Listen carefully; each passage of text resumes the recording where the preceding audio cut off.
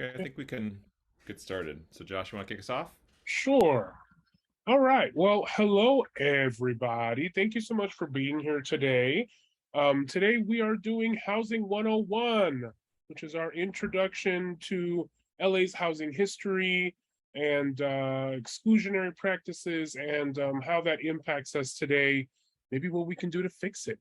So I just want to give a little bit of an intro here. So first, before we do anything, this is housing related. Excuse me. So we'll make sure we want to do a land acknowledgement, right? We want to recognize that these lands were not ours. So Abundant Housing LA recognizes and acknowledges the first people of this ancestral and unceded territory of, and I used where I'm actually living. I'm in the Pico Union neighborhood, sort of like on the outskirts of downtown.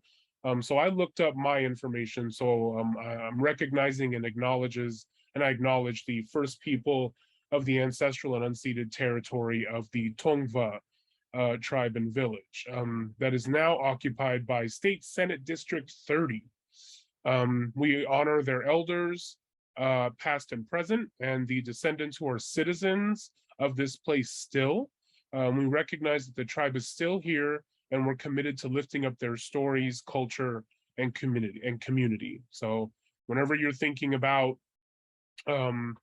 housing, homelessness, those things, we want to make sure that we honor and reflect on the spaces that we occupy now that were not ours to begin with. So I want to give you a little bit about a little information about Abundant Housing LA. Our mission is to address the upstream causes of the housing crisis and housing shortage and build a movement for structural change so that LA becomes a place of abundant housing. Why is abundant housing so important? There are several reasons. Among them, more affordable housing. Multifamily apartment buildings are cheaper per unit than single family homes.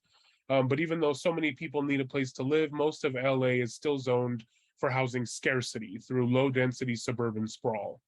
Environmental sustainability. Imagine if people could live near where they work and could walk, bike, and access transit. It would mean less sprawl and destruction of the environment, more energy efficient buildings, and fewer GHG emissions.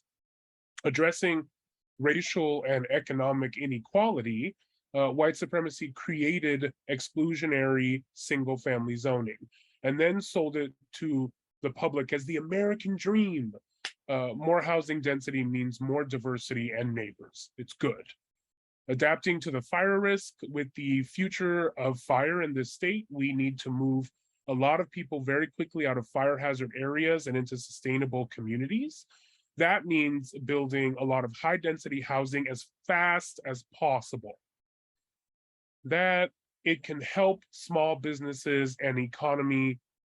Small businesses struggle when there aren't enough people living nearby walkable, dense neighborhoods. Excuse me. And so those sort of neighborhoods help businesses thrive and are more enjoyable to live in. So we seek to achieve abundant housing through advocacy, policy, and education to shift LA culture to see housing as a good thing. So thank you all so much for being here, for listening, for taking this in. Housing 101, as I said before, is an intro to the history of LA's housing crisis. It is a crisis now. So I want to introduce our panelist, our educator here. We have Luke Klipp, who has been our volunteer educator, a volunteer education director, excuse me, for a bit now. And he does wonderful work on these Housing 101s. He does a lot of research, and it's on his own time and on his own dime. So much respect to Luke. Thank you so much, Luke, for being here. Just so everyone knows, my name is Josh Gonzalez. I am the new education director at Abundant Housing LA, and I have a lot to learn from Luke and the Housing 101 webinars he's done. So much respect to you, Luke. Please, if you want to take it away. Great. Thank you so much, Josh, and thank you for grounding this in the land acknowledgement. I really appreciate that. We're just going to go ahead and just dive right in. This is Housing 101, and this is an opportunity to really kind of get a primer on the causes behind our housing crisis and some of the things that we can be doing about it. I want to be clear that there is a lot of material that we could cover. You could spend multiple classes and multiple semesters of coursework and still have so much more that you could learn about housing. So this is not intended to be the be all end all about housing. This is intended to sort of give you some touch points to start to understand some of the causes behind our crisis and things that you can do about it. I am doing, as Josh said, I am doing this as a volunteer. And I have done this in my volunteer capacity for a number of years now for this organization. I believe in what we're doing here at Abundant Housing LA and bring my time and effort to this organization in order to support it and to support you as you get involved in this space. So most of our time today will be about discussing our history. And we're really sort of going to dive through it, sort of combing it through our history and bringing it up to the present and then seeing how that shapes our present. These two first bullet items on this agenda really will be the bulk of our presentations. And I should say, this is going to be, we have 2 hours for this. About an hour and a half of that will be presentations. So I really would ask if you have questions that don't require some immediate clarification, just write them down, just note them, whatever, and then we'll have enough time afterward to cover questions at the end of the presentation. So this is a picture of St. Joseph's Hospital in Superior, Wisconsin. Superior, Wisconsin is up on the northern tip of the state. It's an old Rust Belt town. I share this because this hospital was built in the 30s. It was shuttered in the 70s. It no longer even exists. The building is gone. But I actually lived here with my family for a few years in the 1980s. And it was an abandoned hospital. We lived in an abandoned hospital. We were a housing insecure family. We were this close to being homeless. And I share that because housing is not just a topic we study and want to learn about, but it's inordinately personal for many of us. It is, it is the thing that we have. A roof over your head is the thing that you have every single day, day in, day out, if you're lucky. And at the same time, as a white man, I have enormous privilege in this conversation too. But I share this because, just because I have privilege doesn't mean that I haven't myself also experienced housing insecurity. I think it's important to acknowledge that each of us comes to this conversation from our own perspectives, has our own experiences, and those shape the way that we see and approach this conversation. So with this Housing 101, there are a few core central ideas that will shape this presentation as we move forward. The first is that we have what I call banning multifamily housing. We have banned multifamily housing across the vast majority of our region, which another way that we hear people talk about it is single family zoning. And banning multifamily housing leads to a number of issues: wealth and opportunity disparities, unaffordable rents, homelessness, among many other challenges that we see. The second core concept that will be a central idea of this presentation is that our housing policy is today systemically racist and has been for a very, very long time. Which is not to say, which is very different than saying that there is a specific policy that you could cite and say that's the racist policy in our housing policy. It is to say that when you look at the outcomes, when you look at the end result of what happens with our housing policies today, the only way that those can be explained is that they are systemically racist. And we'll see what that means later on in the presentation. And then the third core central idea, we really should distinguish between opinions that are individual and opinions that are institutional. You and I, all of us, we have opinions about any number of things. Those are individual opinions. But when an institution prescribes those things into law, that is an institutional opinion. And that is fundamentally different, because any number of us might espouse some opinion about something or other, and it doesn't really mean one thing or another because it doesn't actually have any force of or weight of law behind it. But if you are expressing an opinion that is in alignment with the law, you are expressing and amplifying an institutional opinion at an individual level. So I share this map because, for my druthers, we should really want to encourage multifamily housing in as many places and locations as we can. But across Southern California, actually about 77% of all of our land that is zoned for housing is zoned for single family housing. And that means that no matter the size of any one particular lot, you can only put one home on it. So if the lot is 5,000 square feet, 10,000 square feet, 1 acre, 2 acres, whatever the size of that one lot, you can only put one home on it. So the vast majority of the cost of being able to have a home in a single family area is the land that underlies the home. It's not the home itself. So for a little bit of context setting here for why it's important that we engage this conversation around housing and how we've been doing it for so long. And I've got a little video I'm going to share here. Josh, can you see, is that popping up on your screen? Yes. Okay, great. I'm going to go ahead and start this. There are a bunch of people around who don't want our neighborhood to be a viral event because of stupidity on a number of people's parts. Andrew, any questions, comments? You. Yeah, why aren't you building this in Pondview in Montville, New Jersey?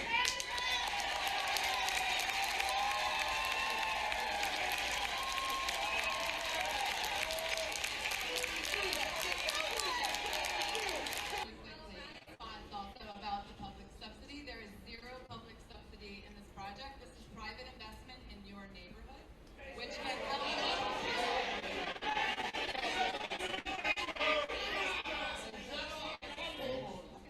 So I really respect and value all of your passion and the way that you want to protect your neighborhood. And I respect that deeply, right? Really. Again, what Folks, quiet, please.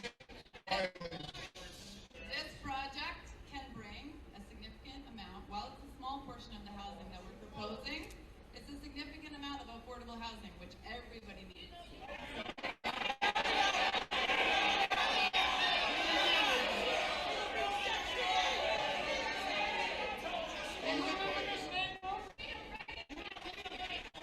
Folks, quiet down, please.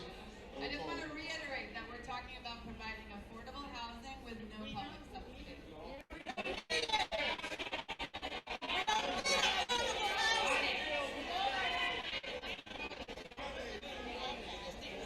Next member of the committee is John Morano. John, that's enough. I don't know. Is it going to be? if this is so wonderful, why isn't it being built in New Jersey, where they live?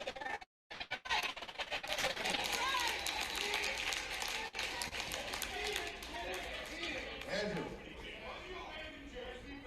Presentation.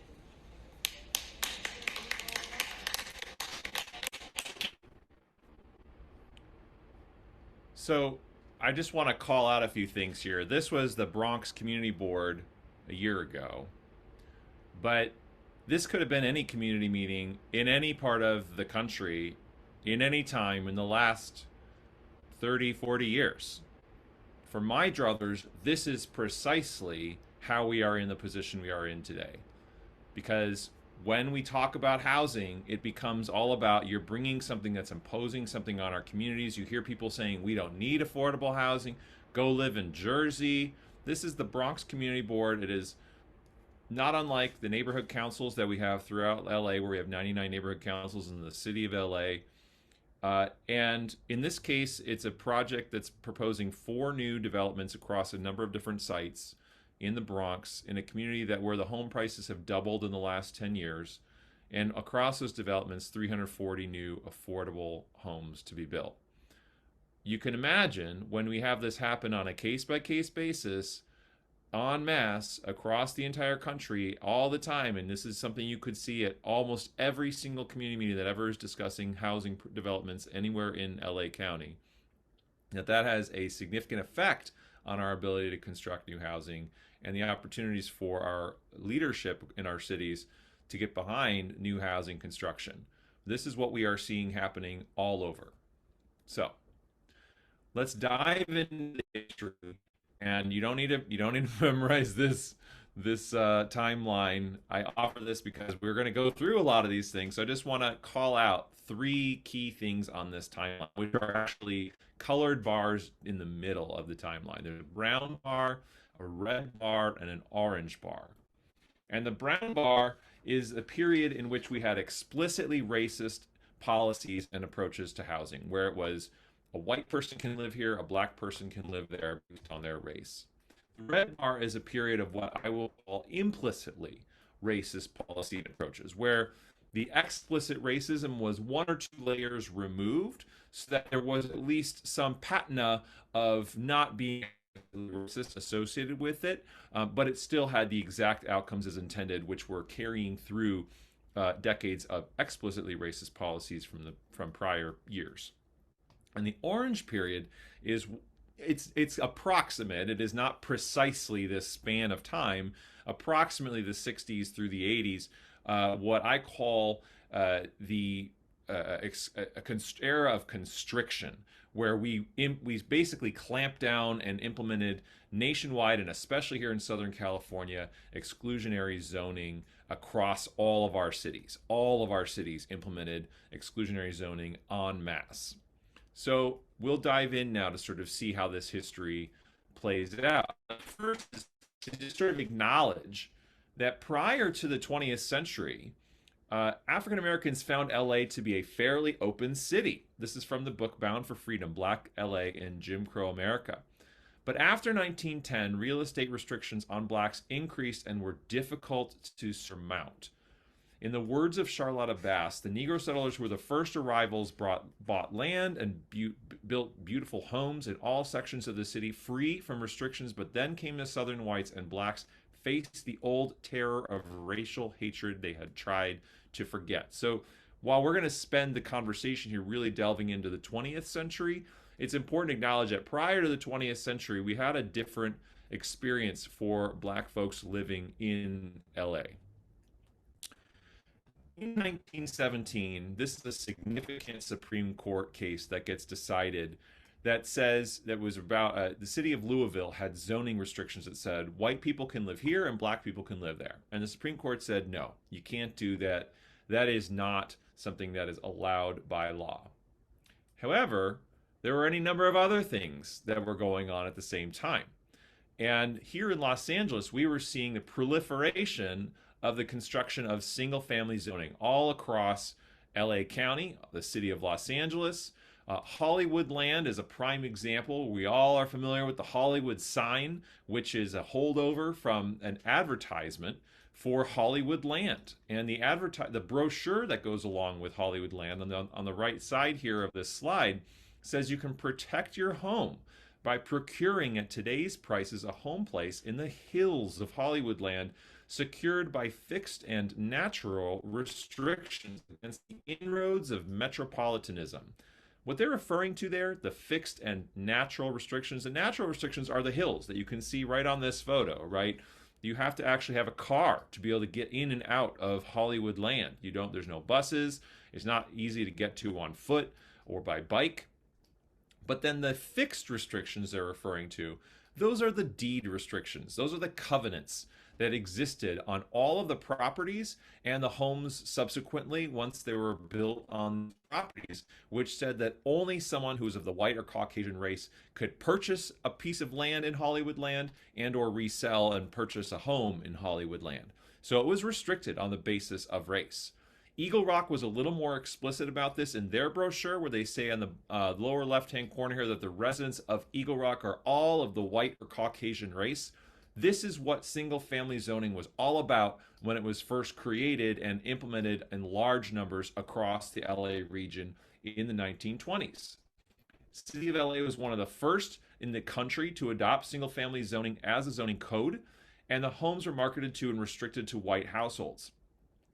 Something that's important to note is that to ensure that these restrictive covenants could be enforced, right? Because these were a new idea. These were a new thing that folks were saying, okay, we're going to put these covenants on these homes saying you could only buy a home if you're white or Caucasian. To ensure they could be enforced, the Los Angeles Realty Board financed a case that set a national precedent in 1919, in which the California Supreme Court ruled that an African American could buy a covenanted home, but they could not live in it.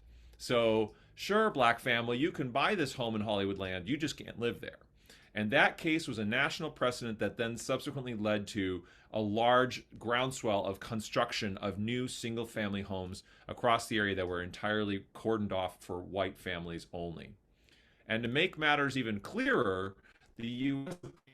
ruled in 1926 in Corrigan v. Buckley to uphold these racially restrictive covenants as enforceable by law. That same year, in another case, which a lot of folks who are familiar with planning history have maybe heard, Euclid v. Ambler, a lot of the zoning that we implemented in our cities is now referred to as Euclidean. From this case, it is because of this case, Euclid v. Ambler, where the Supreme Court upheld zoning that separated uses in which they referred to apartments as parasites, interfering with the free circulation of air and monopolizing the rays of sun which would otherwise fall upon the smaller homes. This is also the same court that a year later would endorse eugenics and forced sterilizations as a means of population control. So this was of an era, and the zoning that the Supreme Court endorsed in this Euclid v. Ambler case is the same type of zoning we have 100 years later. Here in Los Angeles, we free of housing. So a lot of this was single family housing. And on the chart in the lower left-hand corner, the black bars that are indicated there, those are single family home constructions. And there's a few years in there where we're building in the city of LA in excess of 13, 14, 15,000 new single family homes per year in the city of LA. There's a couple of years there in the mid-1920s where we were building, actually in 1923, at our height of building new housing, we built almost 44,000 new homes in a single year across single-family homes, duplexes, and multifamily residences. Contrast that with our construction of new housing over the last 40 years, which you can see depicted on this graph in the lower right-hand corner, which is scaled to the same level. Other than a short period in the mid-1980s, we've been constructing new housing in LA since in the last 40 years at levels that are almost as bad in a number of years here as when we were in the midst of the Great Depression. We are just not building housing. So the Great Depression I just referenced did occur and in the mid-1930s or the early 1930s. And we had these communities popping up all over that were known as Hoovervilles, homeless encampments all across the country. Stop me if this sounds familiar.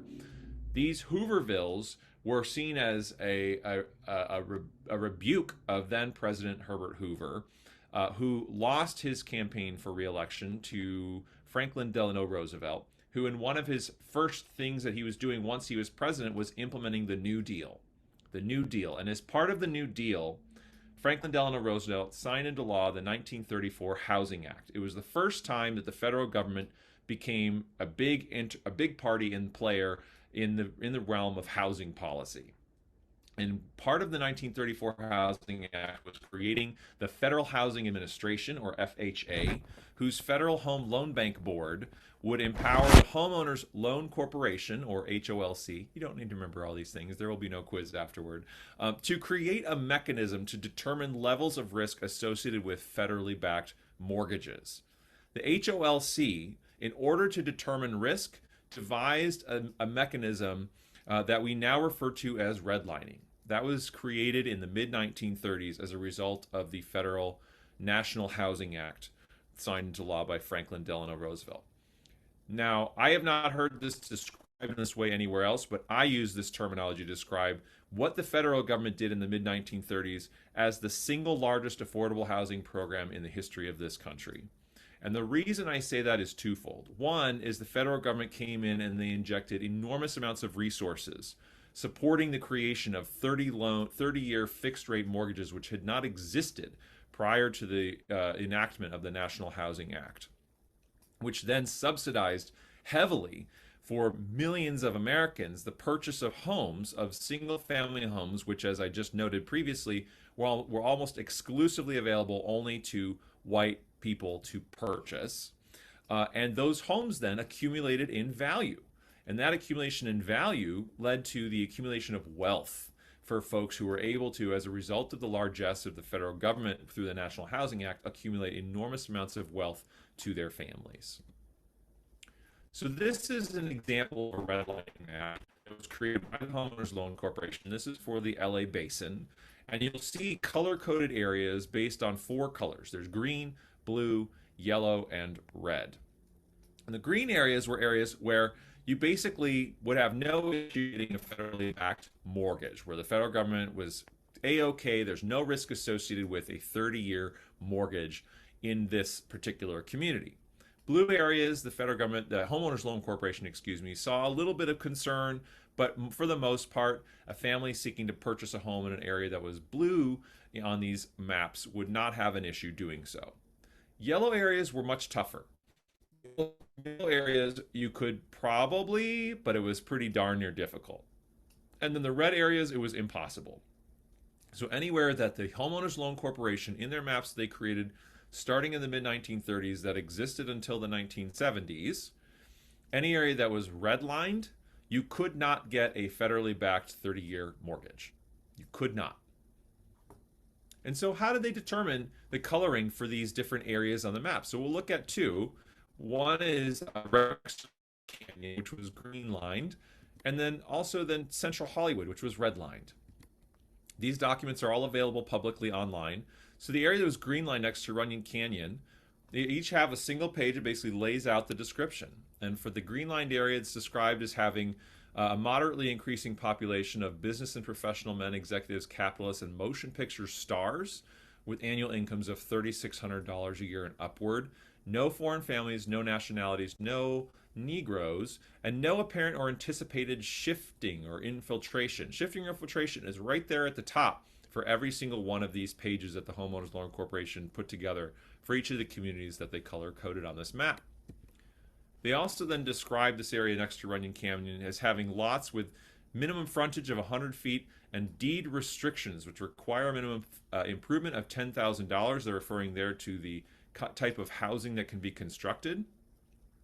And they also say that the provisions protect against racial hazards. And toward the bottom of this description say that the population is homogeneous.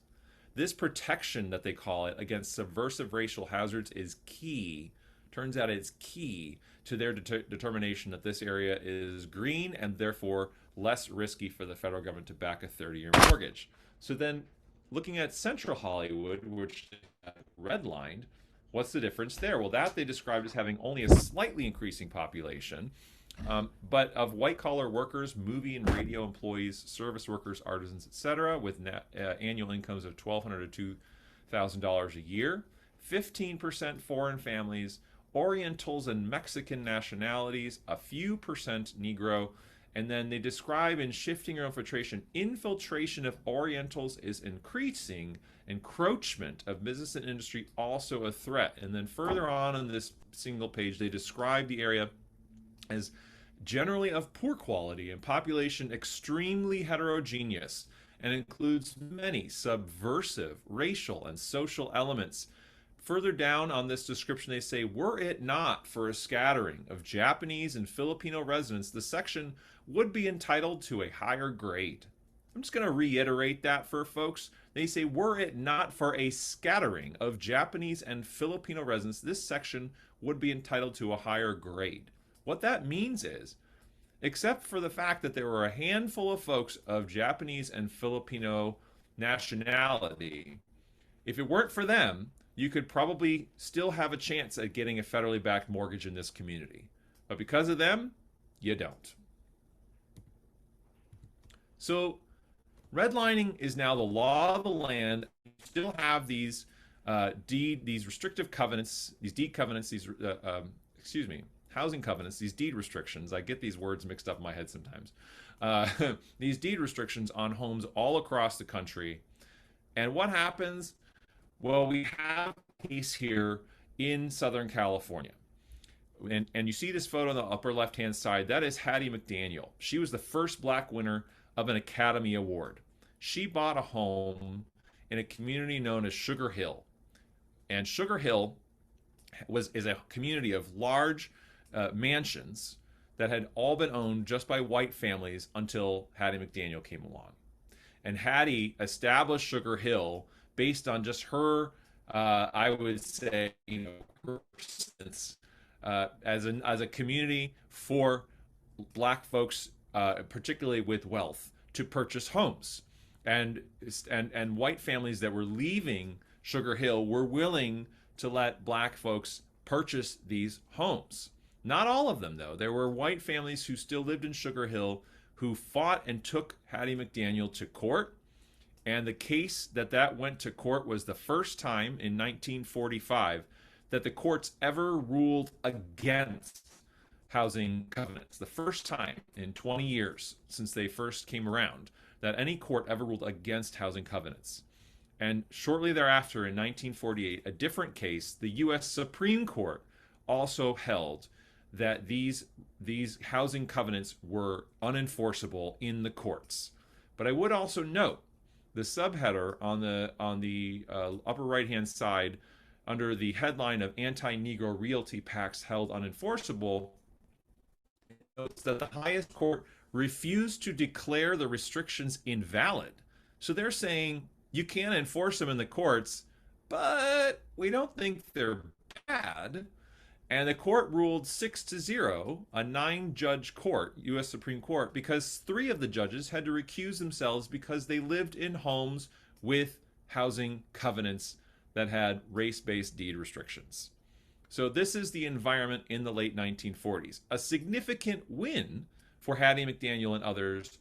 It's an environment that is very, very antagonistic and in often cases violent toward black families looking to purchase single-family homes.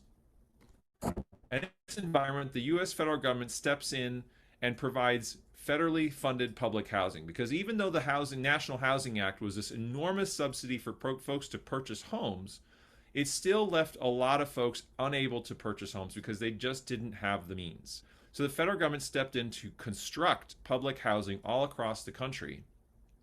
But that housing was also racially segregated. So there was white federal public housing and black federal public housing.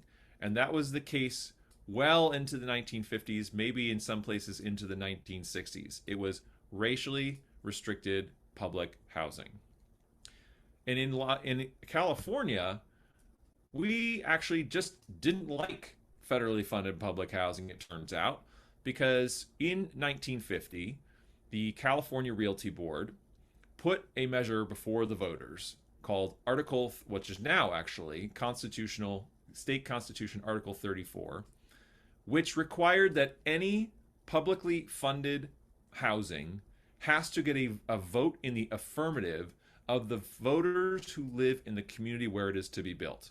So in, say, the city of Los Angeles, if someone wants to build new publicly funded housing, the voters of the entire city of Los Angeles get the opportunity to veto that at the ballot box.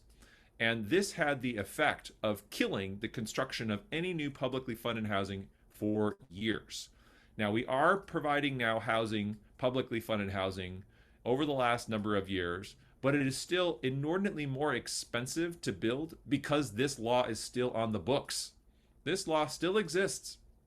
And because of it, some of our cities have had to find ways to be creative. But if every go to the ballot box to get voters to approve something, that costs money. And that money gets passed through to the construction costs of these units, which gets passed through to whomever is going to be funding it, to purchasing it, to renting it, to you name it, right? So this has enormous costs, and we may get an opportunity to vote to repeal it from the ballot in a couple years. But I would just note, we've already had a couple opportunities to repeal this from the ballot, and every time those repeal efforts have failed, including most recently in the 90s.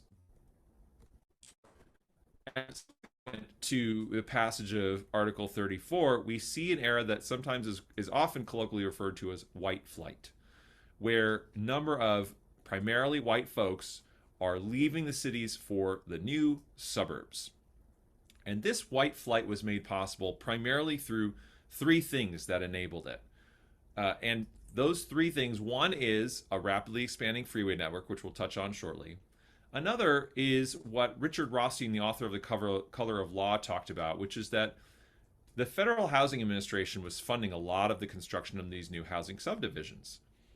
But these plans for these housing subdivisions had to include commitments never to sell homes to African Americans in many cases. And specifically, he cites the example of the city of Lakewood in southeast LA County, where for a 17,000 home subdivision, because it wasn't housing always, right? It was built in the 50s.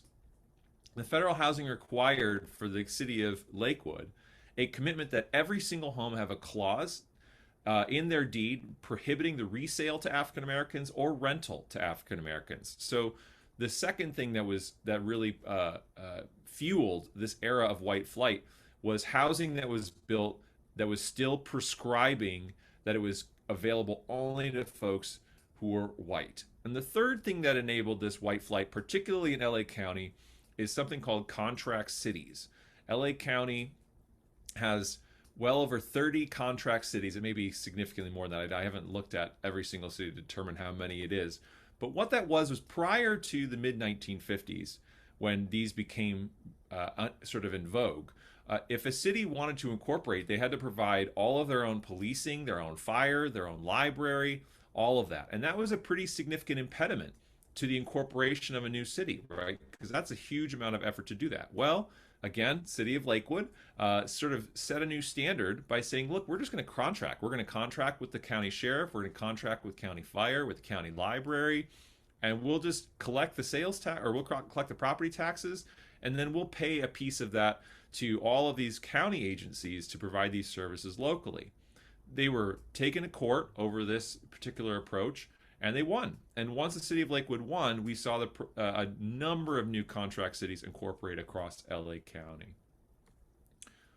Another thing that's important around this era of white flight is that even if there wasn't necessarily a deed saying someone couldn't buy a home unless they were white, we see realtors that are doing what was referred to at the time as racial steering, which was lying to minority buyers that a home and saying that a home had just been sold, and or they would expel or freeze out the business of any broker that might want to sell to minority. This approach of racial steering was so successful in the San Fernando Valley that between 1950 and 1960, so the beginning of this era of white flight, the San Fernando Valley Fair Housing Council knew of one black family able to buy a home in the entire San Fernando Valley in a 10-year span from 1950 to 1960. Racial steering was so incredibly effective at keeping black families out of single-family housing. So I mentioned freeways as one of the things that really enabled this era of white flight, because we didn't used to have freeways all across LA County. We did not. Right? These are something that is only in some cases, in some of our freeways, only 30 or 40 years old. But most of them were built in the 50s and 60s.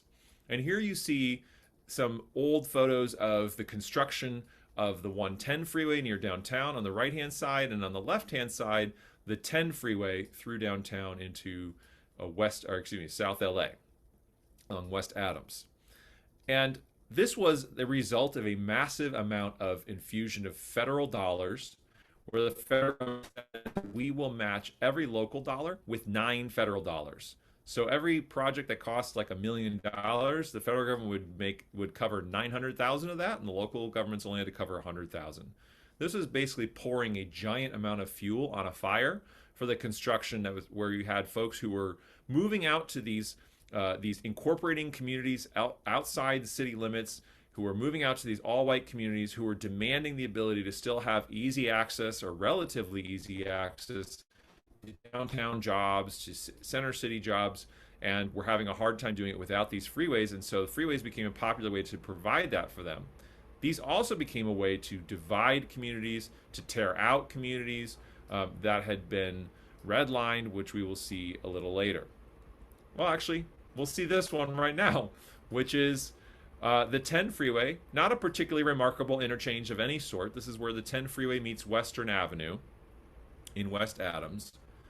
This is Sugar Hill today. So I had the photo of Hattie Mcdaniels and talked about her story with Sugar Hill and winning that court case, which set the precedent for the very first time of starting to overturn those housing covenants, those deed restrictions that were race-based. Well, this is Sugar Hill today. And while some of the mansions still exist around the freeway just south of it primarily, the bulk of Sugar Hill was demolished to construct the 10 freeway. That was not coincidental. Back when there was the decision making around where to build the 10 freeway, there were several options for where they could put it, and the planners at the time decided to build it right through the heart of what was at the time one of the most well-known wealthy black communities anywhere in the country. So we're still in the 60s. We're still in the 60s here. We'll get closer to our era as soon as we can, but we do finally start to see some folks saying, look, we should not allow discrimination on the basis of race in housing. We should not allow that. And at the state legislature in Sacramento, we passed something called the Rumford Act, which was the 1963 Rumford Fair Housing Act, which was initially introduced to say you can't discriminate on the basis of race in the accommodation of housing, period. But that would never have gotten enough votes in the legislature at the time, so it was limited to just buildings of 5 or more units. So a duplex, a fourplex, or a single-family home, you can still discriminate on the basis of race, but a 5-unit or more building, you can no longer do it. The Rumford Act passes, and what do we see? We see Proposition 14 end up on the ballot in 1964, and the brochure on the upper left-hand side here, left-hand side says, it will restore to California property owners the right to choose the person or persons to whom they wish to sell or rent their residential property. Well, that's always been the case. That's not any different under the Rumford Act, except they can't do it on the basis of race, right? They could still make any number of determinations about whether or not someone is able to rent or buy a property they have, but the Rumford Act just says, well, for a building of 5 or more units, either in selling it or in renting any of the units, you can't discriminate on the basis of race. Well, Prop 14 wants to reinstate and overturn the Rumford Act. And Prop 14 succeeded.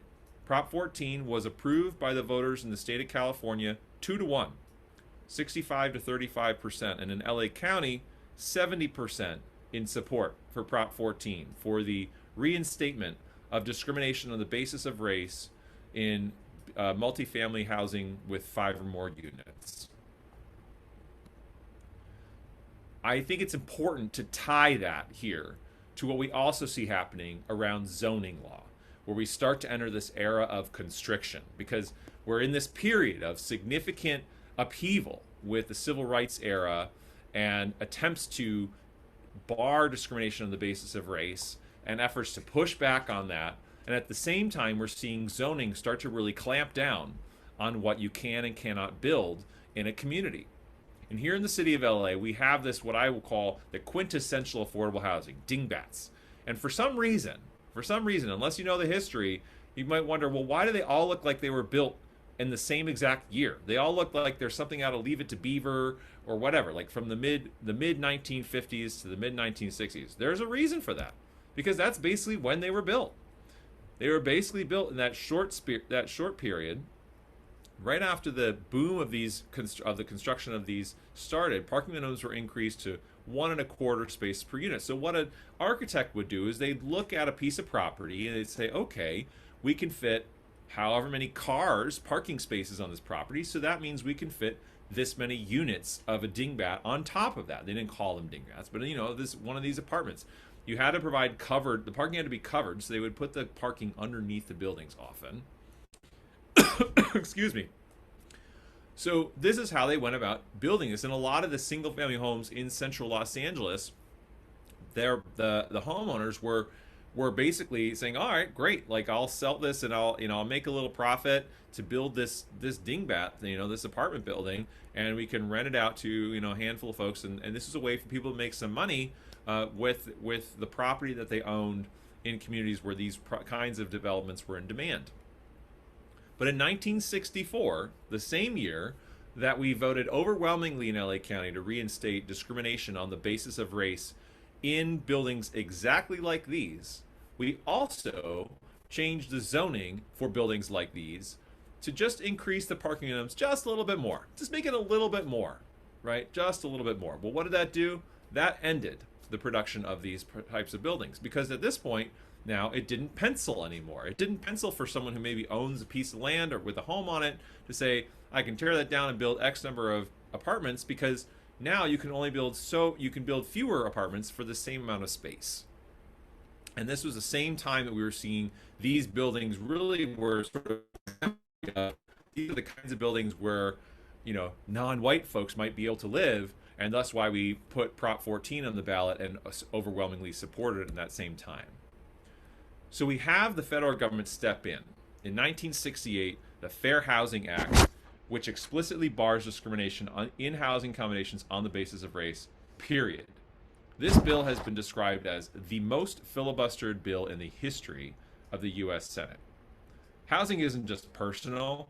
Housing is everyone. Housing is the thing that everyone deals with, right?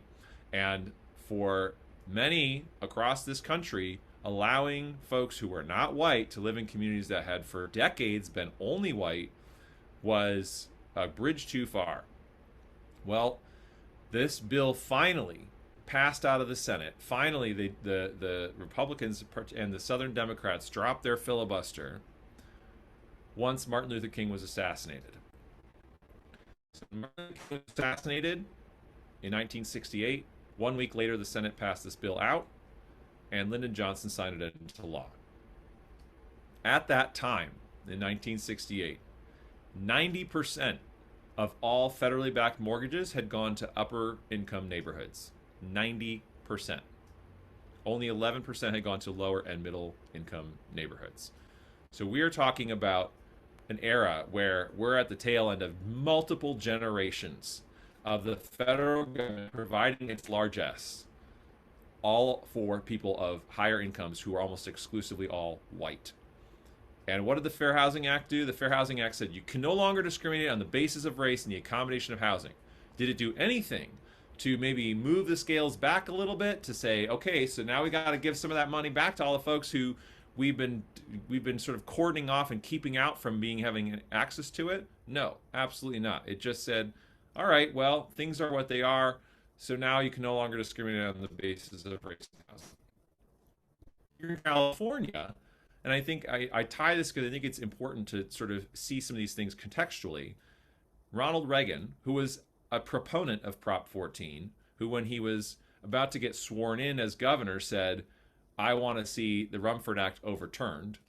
Ronald Reagan, who ran on and incorporated elements of that platform of discrimination on the basis of race in the accommodation of housing and defeated a very popular, up until the Rumford Act, a very popular governor, Ronald Reagan signed into law the California Environmental Quality Act, which when it was initially passed was intended to apply only to very large public works projects, but within a couple of years applied to every single new thing to be constructed across the entire state of California. And I know this, as we'll see in a little bit, just how this has really been applied to curtail housing construction in our cities for decades.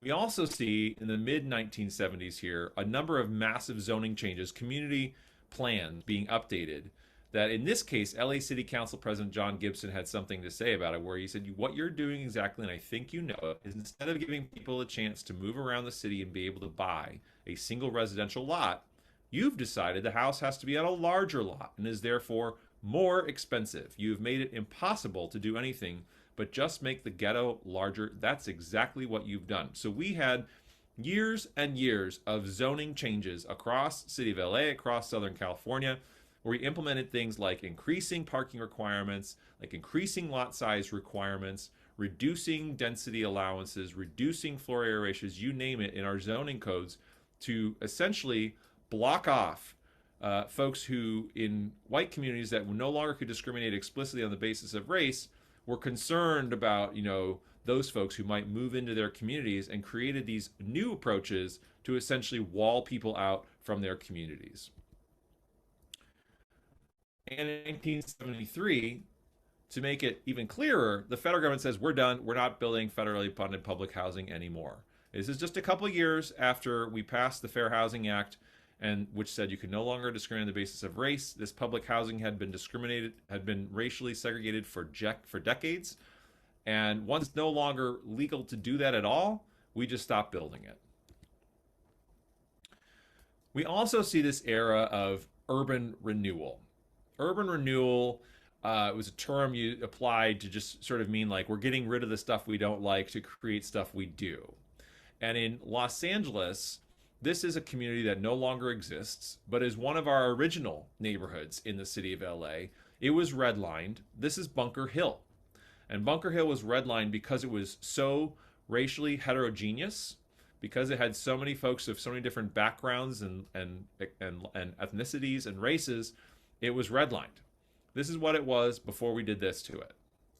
Before we literally flattened the hill in order to build the 1960s Civic Center that exists there today, with the county administration offices, the LA Department of Water and Power, the Music Center, Disney Concert Hall, you name it. That all used to be one of LA's oldest original communities that was one of the most racially heterogeneous, ethnically heterogeneous communities, and therefore a target for urban renewal. And I will just note, you can find these communities in every single American city. You can find the 1960s Civic Center that was used to basically justify tearing out what were probably almost in every instance majority black and brown communities in city centers. It was not, however, until 1977 that the federal government passed the Community Reinvestment Act, which said these maps which were created 40 years ago, no longer legally enforceable. They're no longer allowed to be used for determining who can and cannot be eligible for a 30-year fixed rate mortgage. 40 years. And just a year later here in the state of California, we passed something called Proposition 13. If you haven't heard of Proposition 13, congratulations. You might want to Google it. Proposition 13 is considered by most in state politics as the third rail of California politics. And it was approved overwhelmingly in 1978. And what it does is it locks in property taxes for folks who are homeowners.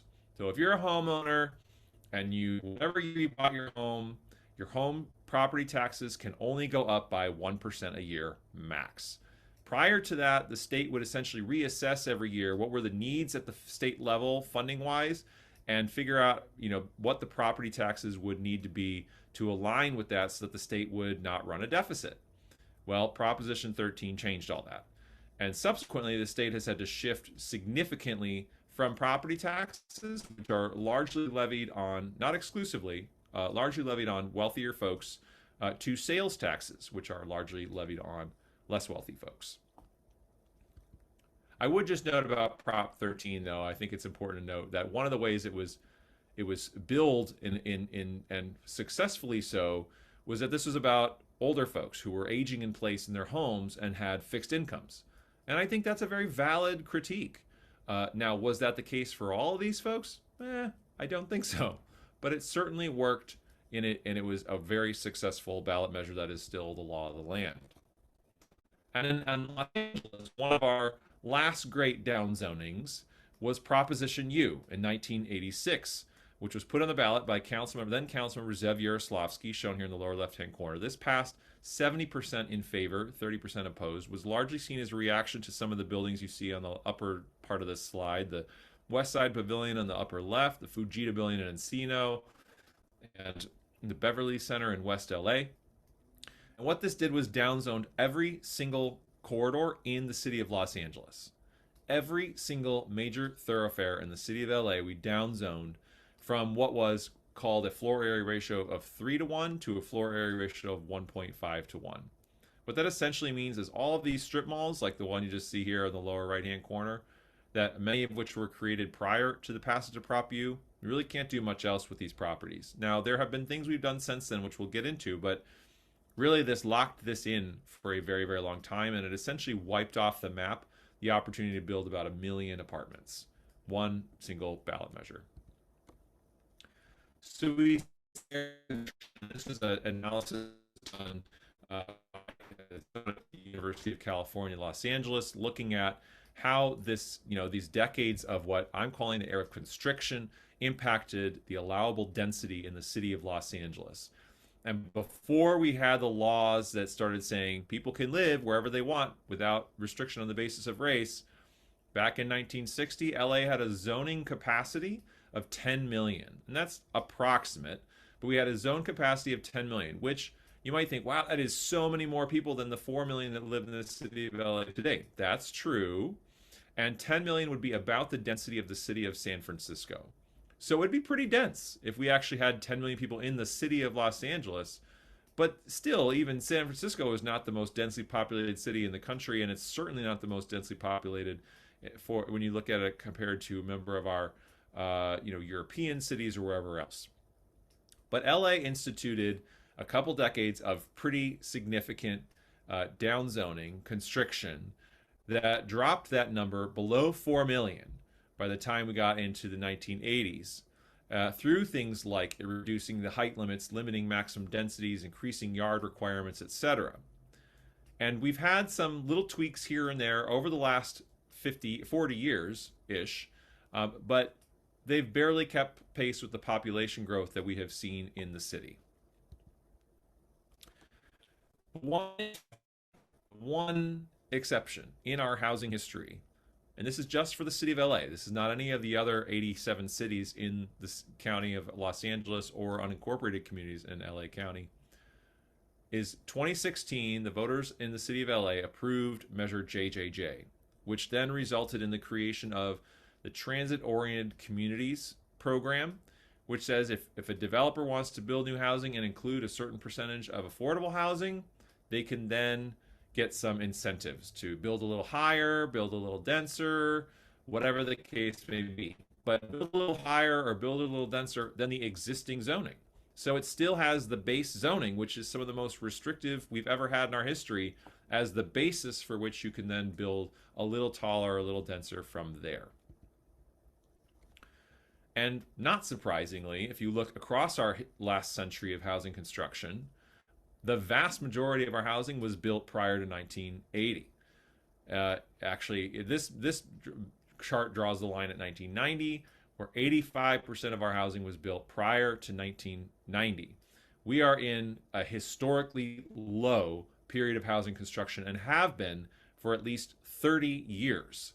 So a lot of folks will say, well, I see all these cranes, whatever. Well, we are seeing very little housing constructed broadly, but in a few very choice specific locations, we're seeing significant amounts of new housing, but across the region really is just a drop in the bucket.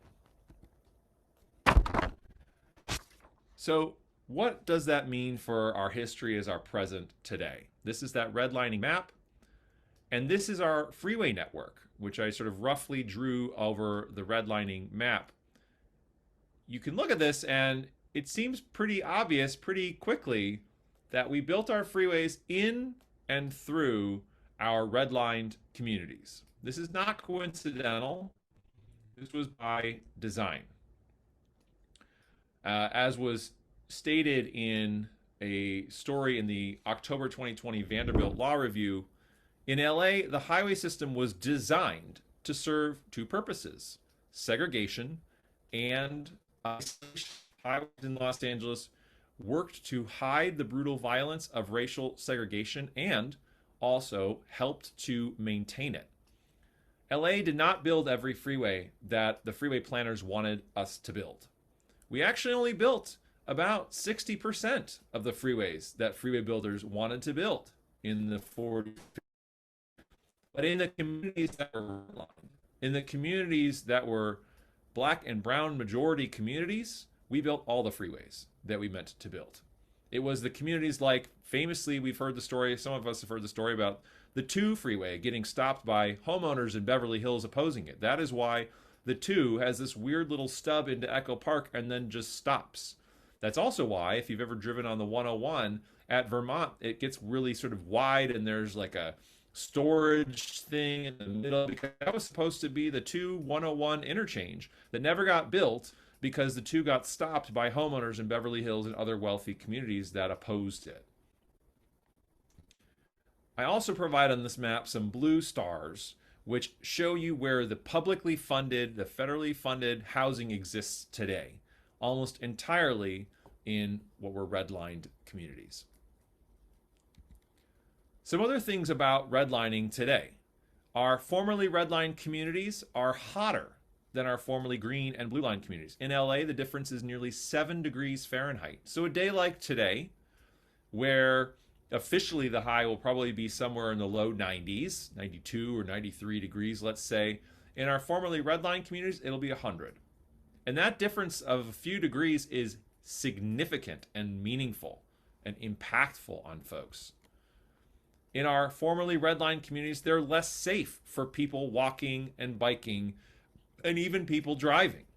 And this is not surprising given that, going back to what I said earlier about the white folks who were buying homes in these subdivisions further out and wanted freeways to get them to these communities, we also widened the streets so that folks could get to those communities more easily and faster on these wider streets. And those wider streets are deadlier for the folks who live and work along and near them. We also see parks in our formerly red line communities are half as large and 5 times as crowded as parks in our formerly green and blue lined communities. Racial segregation and policing intersect around this as well, with a recent study by a Tufts sociologist finding that our formerly red line communities are over-policed when it comes to social control and under-policed when it comes to emergency services. Policing responds to and reinforces segregated. What's more is that a recent study found homes in black neighborhoods are appraised at lower values than similar homes in white neighborhoods by an average of 23%, and that gap is wider today than it was 40 years ago. So this is what I meant previously when I talked about our housing policy is systemically racist. This is one of the very obvious ways that we can measure that, which is that if you take the same home, the same exact home, and you put it in a majority white community and you put it in a majority black community, it'll be worth 23% less in the majority black community, and that 23% less is a bigger number than it's been in the last 40 years. On trees, our whiter and wealthier neighborhoods have 50% more greenery and urban canopy compared with formerly red and yellow line communities. This goes back as well to the temperature difference we see between our formerly green and blue line communities and formerly red and yellow line communities. And even as a recent study found this year, an analysis of 202 cities found a strong correlation between pollution levels today and historic patterns of redlining. So this is thing after thing after thing: pollution, air quality, temperatures, heat, parks, housing values, street safety, thing after thing. We are finding that the decades and decades of racially explicit and implicit housing policy have disparate incomes across the board. Even COVID. This was something that is now a little out of date because this was a story in the LA Times from late 2021. But the issues still hold today. We're still seeing these patterns play out today. But this shows two different things here. There's coloring of greens and reds on this map of LA County, and those greens and reds are from the Cal Enviro screen. The darker the red, the worse the air quality. The darker the green, the better the air quality. And then if it's sort of in the middle, you see it in the middle. And LA County has communities with some of the best air quality in the state and a lot of communities with the worst air quality in the state, miles apart from each other. And then there's also dots. There are little teeny tiny dots, and then there's bigger and bigger and darker dots. And those are the rates of COVID-19 in communities. The rates, not the pure numbers, but the rate, the prevalence of COVID-19 in a community as a percent of the population. And in the communities with the worst air quality, we have the highest levels of COVID-19. And these tie directly back to our old redlining maps. LA is the 6th most segregated of 220 metropolitan regions across the country, and just as segregated as it was 30 years ago, and more segregated than Cleveland or Philadelphia. In the city of LA, 45% of our white households own their home compared to 20%, and black homeownership today across the country is about the same as it was back when we first passed the Fair Housing Act in 1968. The homeownership gap between white and black households is larger than it has been in the last 30 years. These are what I mean by when I say our housing policy is systemically race. And just to show it graphically here, we have our homeownership map, which shows, and this was from the 2010 census. I have not gotten the 2020 census data here yet for everyone, but we'll get that as soon as it's available. But these are each one of these dots on this map. This is the LA basin, basically from the 105 north up to the Santa Monica Mountains and from downtown west out to Santa Monica. Each dot is color coded to 4 race identities in the census. Blue is white, green is black, red is what is census designated Asian, and orange is census designated Hispanic. And the dots are spaced out relative to sort of how many are in that area. And you can see where there's blue dots, for the most part, they're kind of spread out. And where there's orange dots, they're very, very clustered. You almost wouldn't even realize in some cases that they're individual dots. And that is showing very graphically the difference between where you have these largely white single-family communities where folks are more spread out, and largely Latino central communities, Central City and South Lake communities, where folks are much more densely populated. We do, however, also here in LA, have a number of majority black single-family communities. And I want to make sure I note that, largely because these are the exception to the rule nationally, but also because I think it's important that we uplift that this is an experience for many folks in LA, that there are a number of black homeowners today in communities that you can see here around Ladera Heights and Crenshaw and Inglewood. So one other thing that we see is Opportunity Atlas, which was done recently, which basically shows what is the likelihood that someone will be able to get out of poverty in a community. And this Opportunity Atlas basically finds that our formerly green and blue line communities, people have the highest opportunity to get out of poverty, and in our formerly red and yellow line communities, they have the least likelihood to get out of poverty.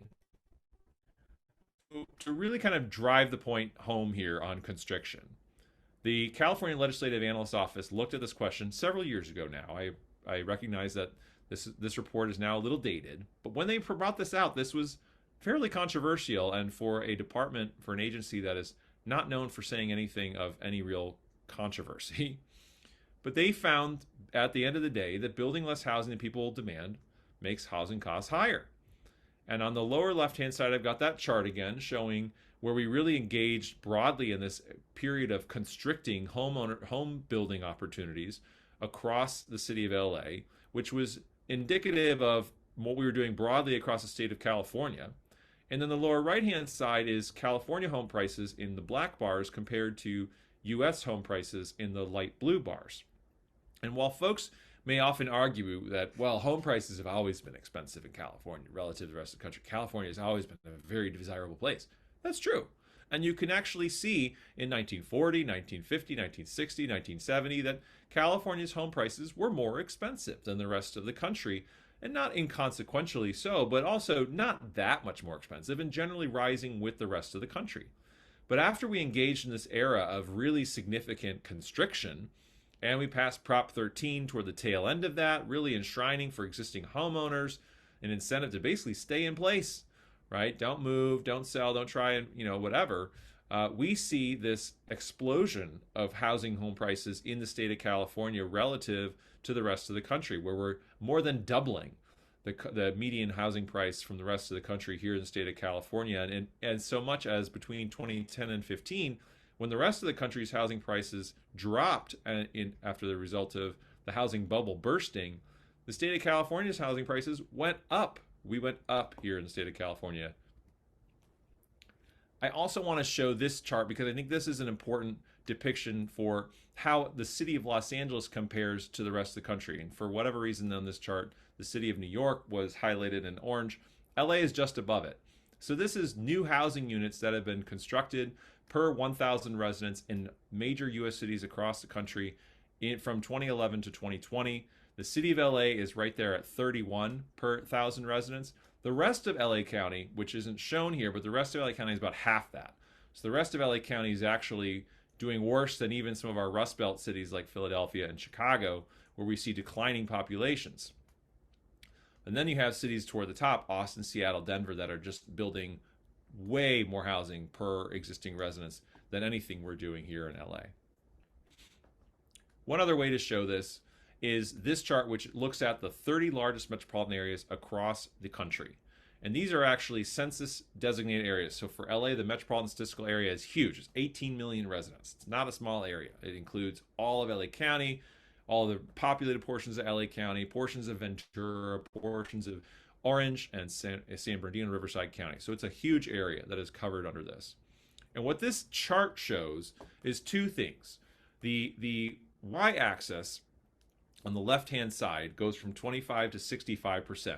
And what that is saying is that the median income as a percent of the median housing cost. So the average income for the average housing cost. So if the average income is $100 and the average housing cost is $200, you're at 50% because 100 is 50% of 200, right? So basically it's a measure of housing affordability relative to the income you have in that community. And then the bar on the x-axis along the bottom is the ratio of adults to homes. That's all it is. So if you have 10 adults and 5 homes, your ratio is 2 adults per home, right? So you see this number going from 1.9 to 2.3. Los Angeles metropolitan statistical area is all the way at the top upper right-hand side. That means that we have the most people for the number of homes we have and the highest cost of housing relative to our income, our average income.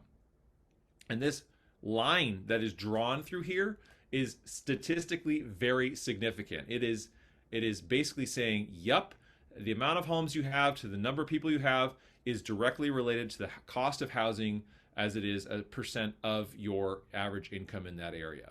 And so we are just doing such a terrible job in creating housing for the people we have already here today. This isn't about people moving here, you know, the future projections. It's about for the people who are here right now. That's the thing I really appreciate about this particular chart, is this is just looking at the people who are here today. We know that in LA County, from studies that were done a couple years ago, we have a 500,000 affordable housing unit shortage in LA County alone for the people who are here right now. But that also means that we have the most overcrowded existing housing anywhere of the 30 largest metropolitan areas in the entire country. So if we wanted to say, and I've drawn a little red circle here with an arrow that gets all the way down to areas sort of comparable prices to like Dallas or Phoenix or Houston, if we wanted our housing prices to be sort of roughly comparable as a percent of our average incomes in LA metropolitan statistical area, to do that, we'd have to build 1.2 million more homes across the entire LA metropolitan statistical area. 1.2 million homes. We can't even get our regional governance to agree to half that, or we're struggling to get them to agree to half that. They have, let alone, you know, over the next 8 years, let alone that's what we need right now. We need 1.2 million right now just to get down to affordability levels that are comparable to Phoenix and Dallas and Chicago. So the California Environmental Quality Act during the housing or the history portion. And the thing I want to note, there was a study that came out a couple years ago that found that fewer than 1 in 8 CEQA lawsuits, or California Environmental Quality Act lawsuits, are filed by groups with records of environmental advocacy. That means that the vast majority of lawsuits that are being filed against housing using the environmental laws the state have are being filed by groups that have no history of doing anything around the environment. So it makes you wonder, well, what is their real stated interest here?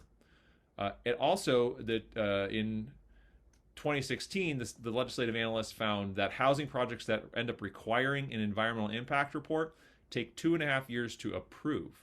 Not to build, not for people to live in them, just to get approved from the time that they're proposed. I live not far from a housing project that is almost about to open its doors.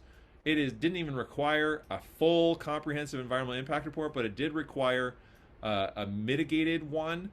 And it ended up taking, from the time it was first proposed, and it's all entirely by right what's allowed under the zoning, it has taken almost a decade from the time it was first proposed to when people will finally be able to move into it.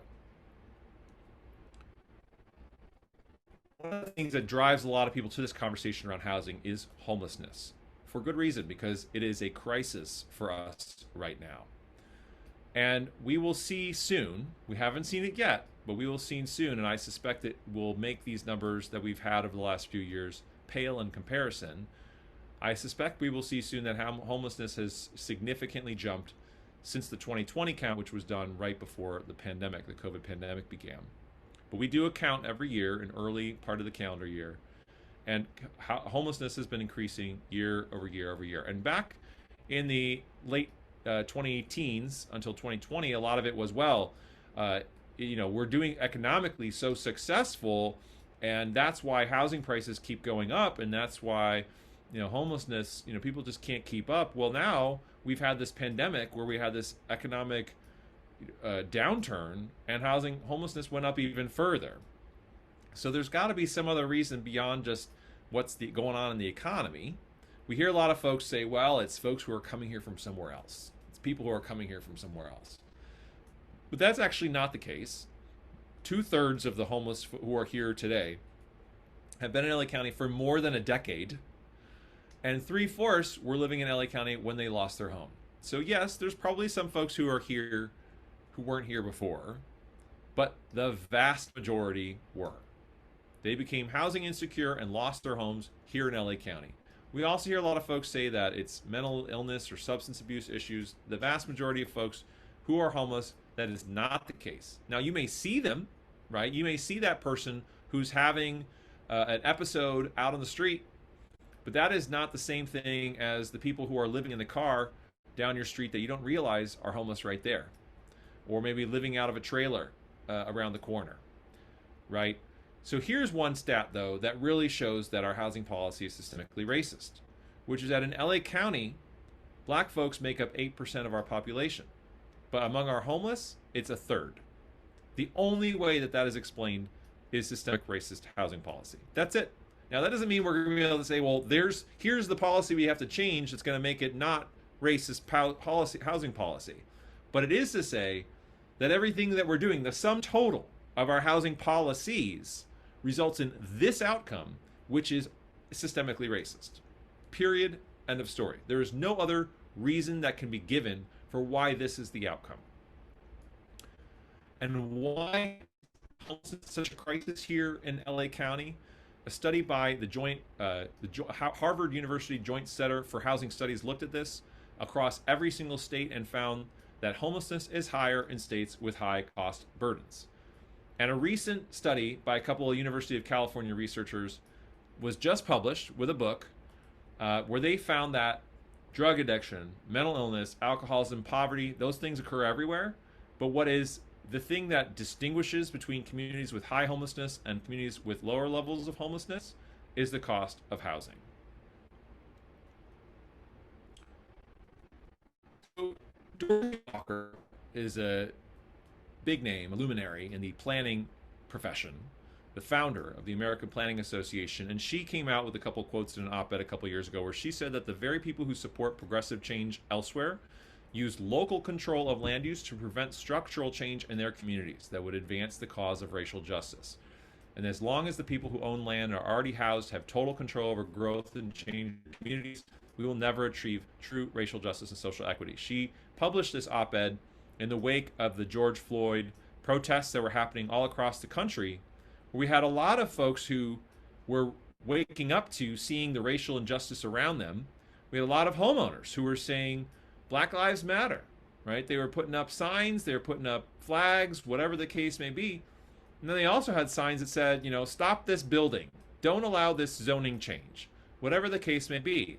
The signs say, I believe all people matter, whatever, but don't build this thing, right? And they're not the same sign. They're always different signs, but they're often right next to each other.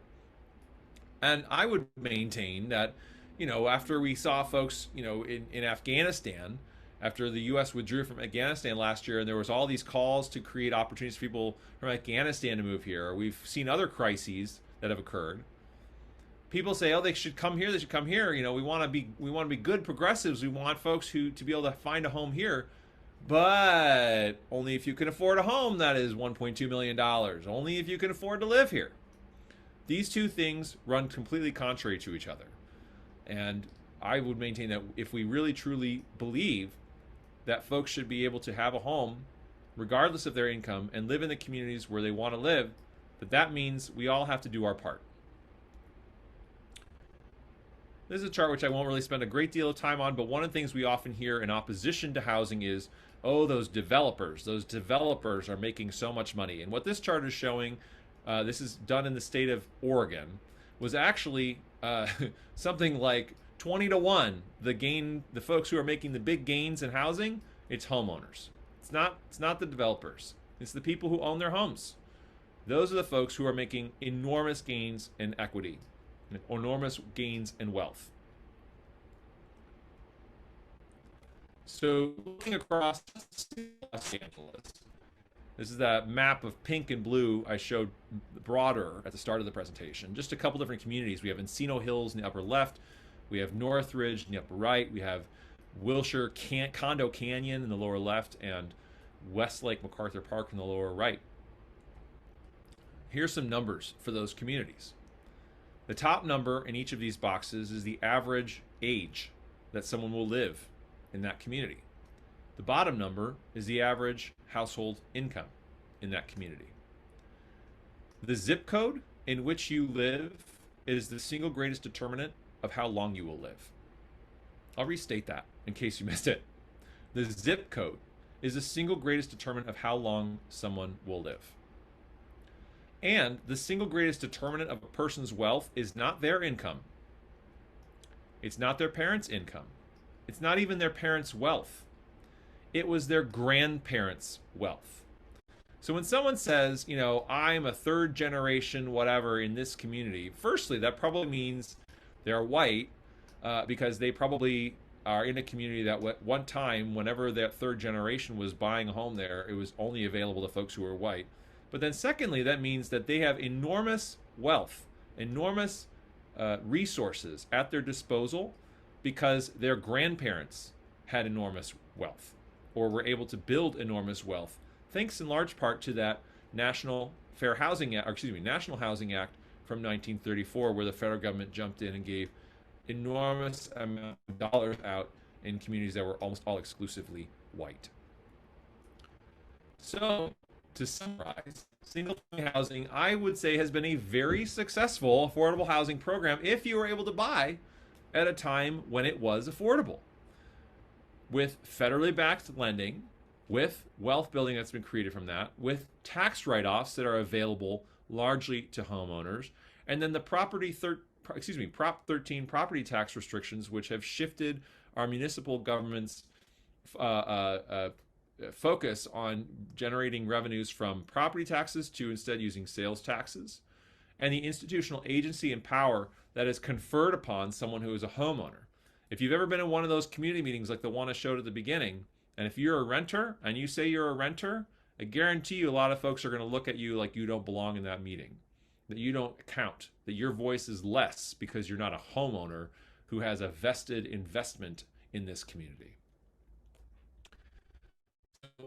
Not going to be a solved housing crisis, continuing to build on the outskirts, out into the deserts, wherever the case may be.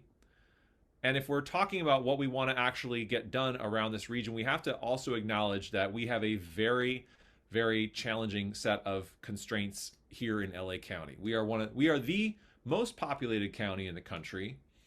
And if we were just our own state, we would be the 8th largest in the country.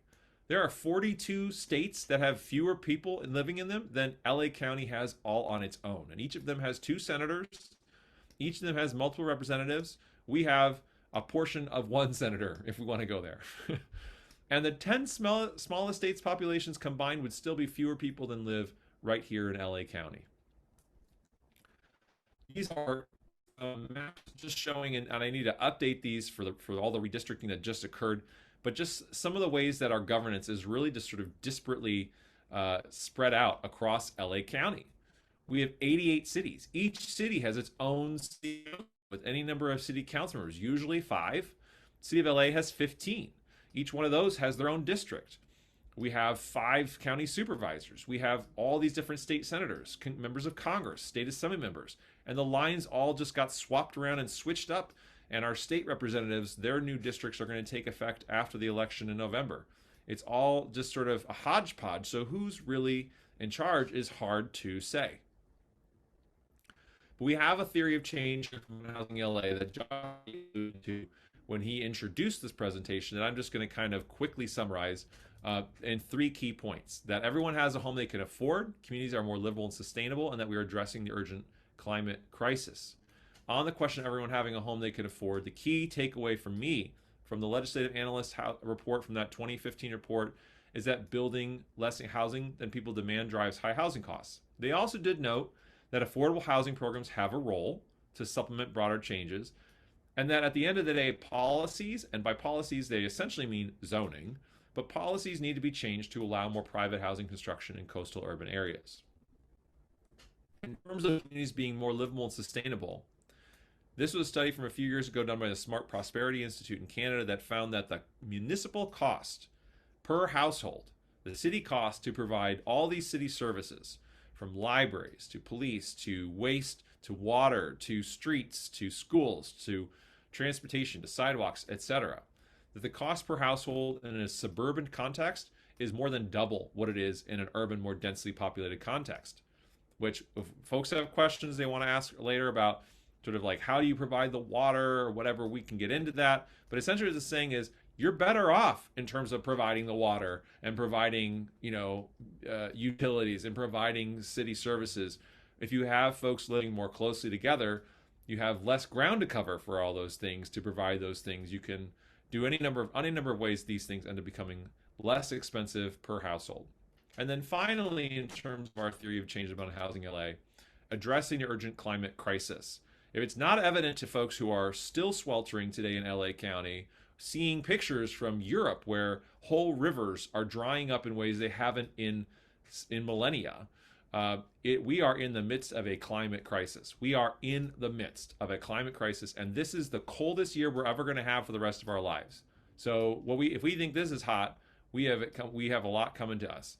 And the International Panel on Climate Change at the United Nations did a study. They do a report every 5 years. I haven't updated the most recent one that's going to be coming out shortly, but they have found, and their recommendation is that effective urban planning can reduce greenhouse gas emissions from urban transport between 20 and 50%, which essentially for many of us would be what we need to do. That's it. That's the ball game. Making it possible for people to live in communities where they don't have to drive to do everything, where they can walk, where they can bike. And a more recent report out from the Brookings Institute found that, simply put, the U.S. cannot reach our greenhouse gas reduction targets if our urban areas continue to grow as they have in the past. That we had this big bill this last week that passed in Congress that the president's about to sign, the Inflation Reduction Act, or whatever they had to call it, to get Joe Manchin's support. Fine, right? And it's good because it gets us closer to our greenhouse gas emission reductions. But the reason we can't get all the way there, or even then some, right? The goals themselves are good goals, but we actually have to move even faster than that. Is largely because we are baked into these land uses where we refuse to get out of them and not be so auto dependent as we continue to be. So, to sort of put that into a little bit of additional context, I hear people often say, well, we just need a little more time. Like, we need to study this thing. We need to whatever the case may be. Time is not on our side. Time is not on our side, which doesn't mean we get panicky and run around like we're never going to figure it out. But we need to be clear that the environment is getting worse and worse as every day goes by. And if we really truly want to make change, we have to be forthright about that and intentional and moving as quickly as possible. So what are the policy approaches we have about Housing LA? We can certainly discuss this more. We're not going to spend a lot of time on this in the Housing 101, but there's 4 key things for us at Abundant Housing LA. 1, legalizing more homes. Josh talked about that. That's in the name of the organization. Make it possible with more housing. Make homes easier to build, right? That 2.5 years just to get approval for a home, for a project that requires environmental clearance. Let's make homes easier to build. Funding affordable housing and ending homelessness. These are key things for Abundant Housing LA, and part of our agenda is that we want to make sure every single person has a home, right? We do a very good job in LA County in making sure every single car has a home. We do a really bad job making sure every single person has a home. And finally, strengthening renters' rights, because oftentimes what we end up seeing happening in our cities across the region is that we continue to only allow multifamily housing where we've historically allowed it for many, many years. And what does that mean? Oftentimes it ends up meaning that renters are in a very vulnerable position. And we need to make sure that their rights are strengthened. So if you're thinking about getting involved, here's some things we would recommend. Become a member, donate, follow us on our social media. There's our handles there on Instagram and Twitter, and where you can find us on Facebook. And volunteer. We have local chapters, folks who go to city and community meetings, who speak out in support of housing proposals across LA County. And then also our field organizer, Jaime Del Rio, and our education director, Josh Gonzalez, who's here with us today. You can shoot them an email and find out other ways that you can get involved. So that concludes my presentation. This is where you can find me on email, lukehklipp@gmail. You can find me on Twitter @lukehklipp. And I'm happy to take any questions now that you have. Thank you. Oh, Luke, thank you so much. They're so amazing. This is really, really great, useful information here. We do have a few questions in the Q&A box. Some of them may have been answered during the course of the presentation, but we'll go over them. I saw the numbers lighting up while I was talking. So yeah, nice. So someone asked if attendees would have access to the presentation.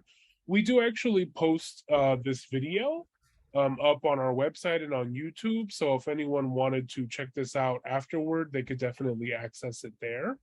And I don't know how your feelings are, Luke, about actually like putting out the slide or the presentation, but we do. Yeah, go ahead. I'm happy to, if folks want to email me, I'm happy to to email you a slide or two. I will say that I've often gotten the request for the whole presentation, and you may have noticed there were a lot of images in it. Those make the file really big, and it's a long presentation, and I think it's over 20 megabytes or something like that. So it's a lot, and I don't really, it's hard to share the whole thing. But I'm happy to share like individual slides, screen grabs, whatever, or you can just find it on the YouTube page where I do the whole presentation. Cool. Next question was, what are the factors that may explain the sharp decline in building new housing based on the slide that was talking about 1920 to 1940?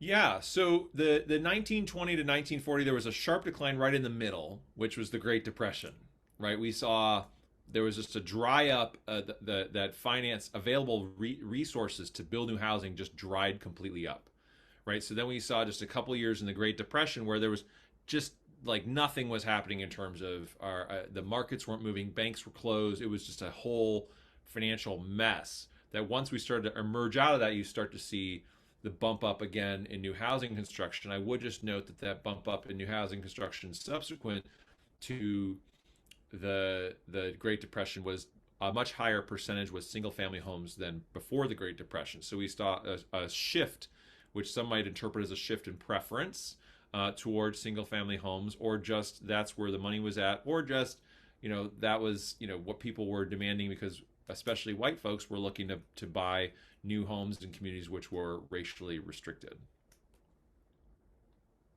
Next we have, is redlining, etc., written in law or policy? If yes, then how do we remove these restrictions?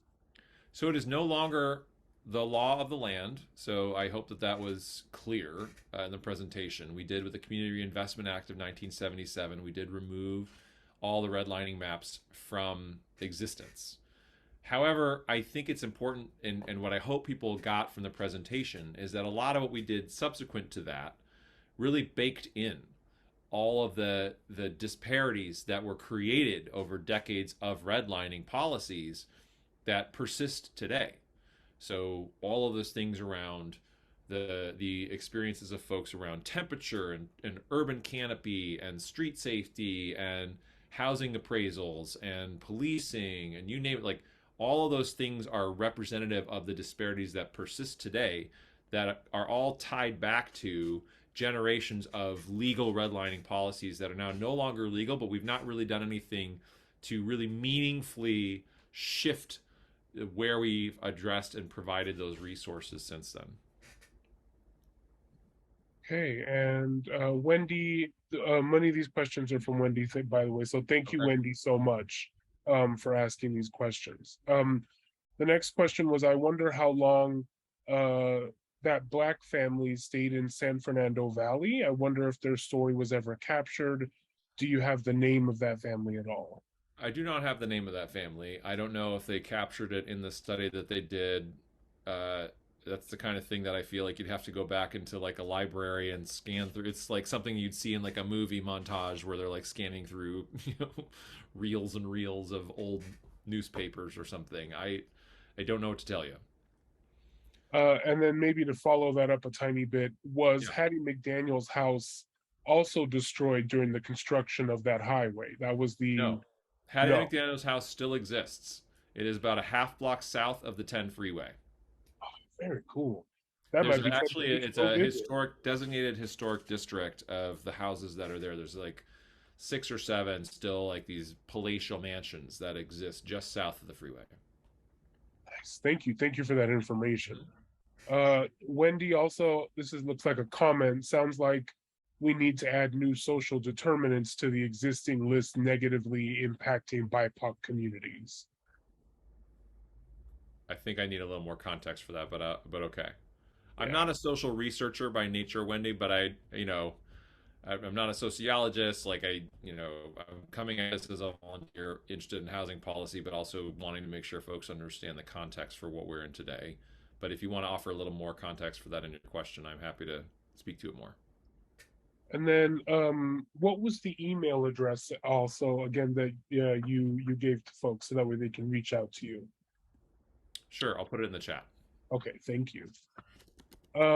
Next question. This is from an anonymous attendee. They say, what's alarming is that when the study from LA County's ad hoc committee on Black people experiencing homelessness was completed, and we think that was what, in 2018, the percentage reflected African Americans at 9%. So what does this difference mean? Was there a Black flight? Did more Black people die since the study was completed? What were the causes of death? Was there an increase in Black people being incarcerated? What caused the 1% decline in African Americans, and how is it being addressed? And I can go back over those each of those questions if you need. Yeah, so as I understand it, what this person is asking is that the percentage I showed for the black share of LA County population was 8%, and that there was a study done a few years before that that showed it at 9%. And so how do we account for that decline in percentage from 9 to 8? Without having the study that showed the 9% in front of me, it's hard to say where exactly when that number was captured.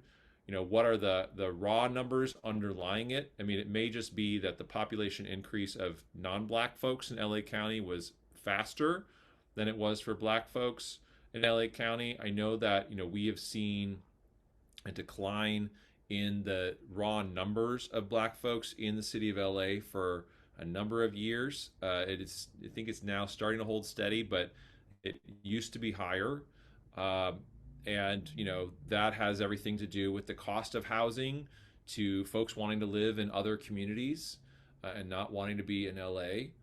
We're seeing higher numbers, faster population growth among non-black folks.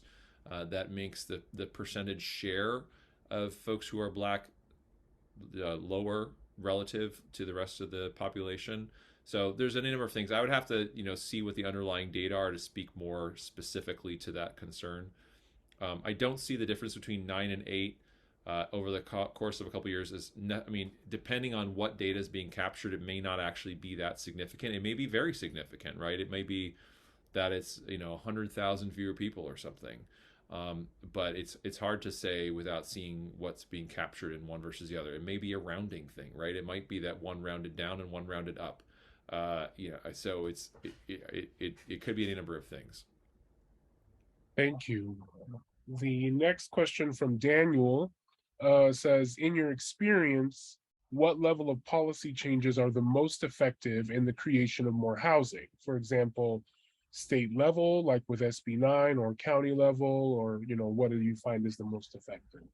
Yeah, no, I appreciate that question. So the first thing I would just note, SB 9, if folks are unfamiliar, was a state law that passed last year that the governor signed into law actually in the week after he defeated the recall. It was the first bill he signed into law after he defeated the recall, which allows by right that all properties across the state that are zoned single family could be subdivided so that they could be two separate properties, and that each of those could have a primary home and an accessory dwelling unit, so that every single unit or every single parcel of land that is zoned for single family could potentially have up to 4 homes on it as a result of SB 9. Now, we've seen, as cities have tried to sort of interpret how that gets implemented within their city limits, a number of cities attempting to take approaches where they're basically saying it doesn't apply to us, right? There was a city famously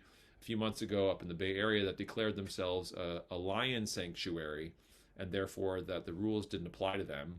And they were basically told by the courts to bug off and that they're not a lion sanctuary. They're just a really exclusive, wealthy, almost entirely white community that doesn't get to say that and do that.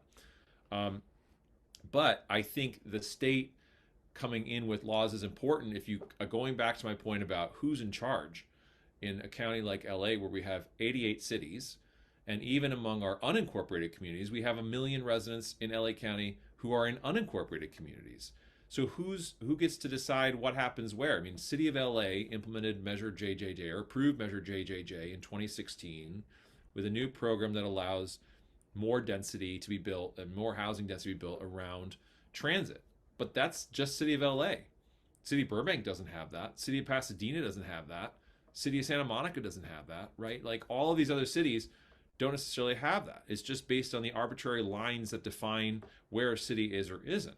So I do think that the state has a role to say, here are some baseline parameters, that here are some base expectations that we have that all of our cities have to meet. And then from there, if they all sort of meet those baselines, then they can do additional things or whatever from whatever they have as their preferences.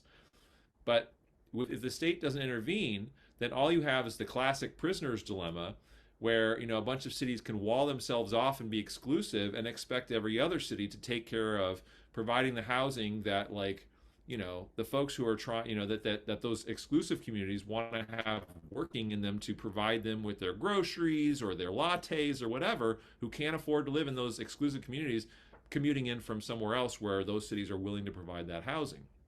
That should not be how we operate, but that is how we operate today.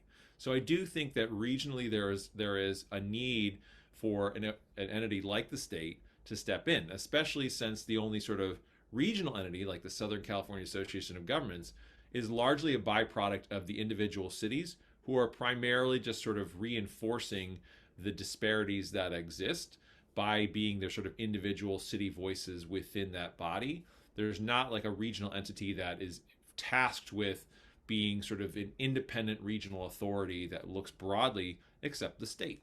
So I think that there's a role there for the state to play doing that more broadly. And I don't know, Josh, if I answered the entirety of the question. If you could just let me know. I want to make sure that I didn't miss anything.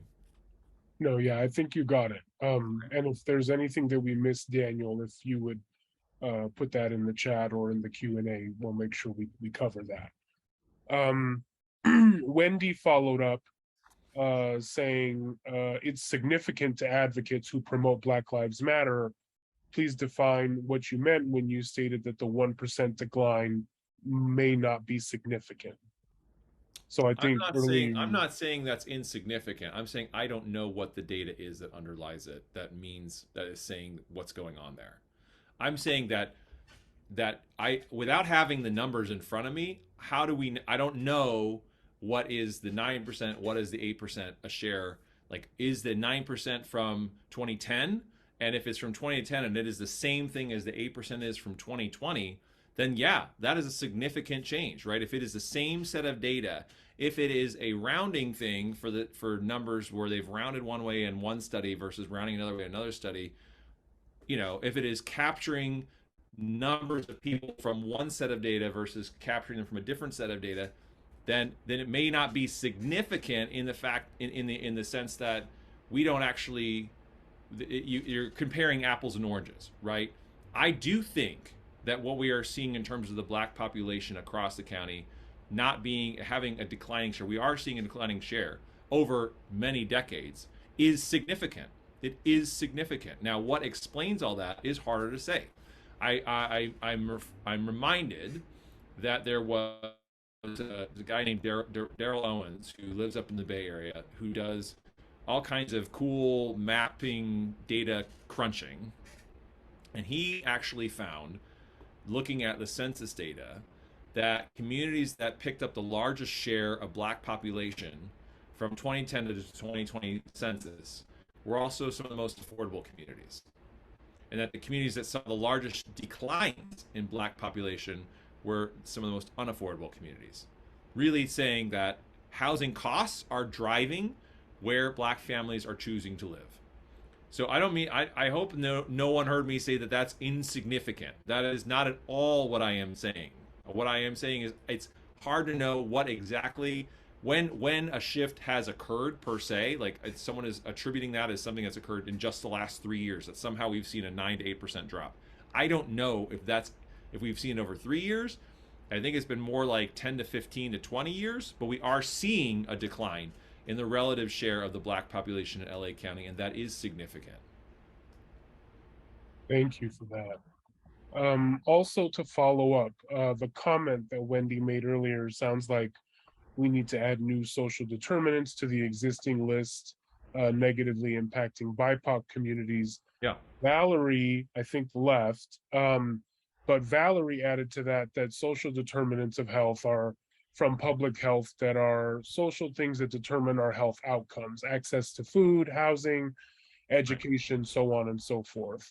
And I think maybe Wendy's original thing may have come up around when we talked about that your zip code being a determinant of how long you live, right, and things of that nature. So I think that if we're looking at social determinants of health, location, I don't know if location is often included in that. Right. And so maybe if that's what she was referring to there. Okay.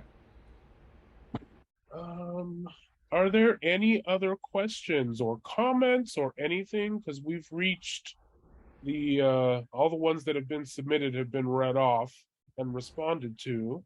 I really appreciate the questions and comments that folks have made. I really want to just commend folks for taking the time and really being willing to kind of dive in on this with us today. You've asked some really great questions. And, one of the things that's been difficult for me doing this in a Zoom context is when we're able to meet in person, which hasn't happened for a while, but when we are and sit down together, we can really kind of, talk about stuff in a way that's much more sort of comfortable with, like, seeing each other and interaction and engaging with each other. In the Zoom context, it's hard to know who's on the other side of the screen, who's listening, and how you're receiving the information that we're providing in this presentation. And one of the key things that I take away is, the kinds of questions that folks ask tells me how much they were paying attention and engaging in this material and really trying to challenge it. I mean, I appreciate some of the ways some of the folks have challenged it here today. And to me, that is telling, and how you're really trying to think through what these questions are and how we address this crisis. And I really just thank you for that. Wendy just says, great job. Thank you. You're a great presenter. And also good job to the host, which I guess is me. So thank you. That's you. That's me. All right.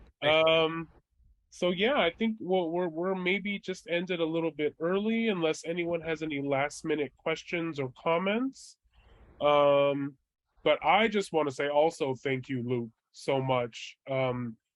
This is my third or fourth time attending and learning from one of these, and I feel like there's always something that I get different each time, like something that I get to focus on and learn a little bit more about. And for anyone who's interested in the future, like, we're definitely going to be not putting all of this responsibility on Luke in the future. We're going to be expanding Housing 101 a bit. So it'll be something that's maybe more frequent and depending on where you're at, it might be more targeted to your specific location. So to look forward to that in the future. I really thank everybody for coming today. And again, Luke, thank you so much, man. You're the GOAT. Never gotten that before, but thanks, Josh.